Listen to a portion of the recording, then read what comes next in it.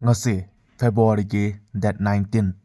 hojik changiba market ase Nifty 50 dani aduga hojik lairiba asna stop loss thamnana ba apply tawbani stop loss thamiba asna 115 da stop loss apply tawkhre stop loss apply tawraba matungda hojik market price da songiba ase lupa sani sahungi sangti akoina minus oina uwa fangi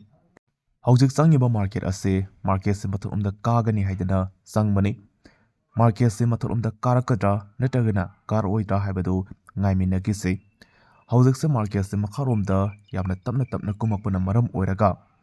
profit ki bahutta angangba masu oina aikoina uwa fangi hojik uriba angangba masu se lupa sahum samri gi sangdi aikoina uwa fangi stop loss yaigadaba paisa su khajita ngaisalakle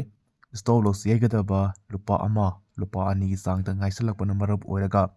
hojik changiba market ase sungsoi soidana stop loss hit tawkre hojik loss chatliba ase 776 hairiba paisa ase ngasigi oina minus chatkiba amani market ama changba matamda minus chatkre ngasigidi market sanaba matang swaida loisanjage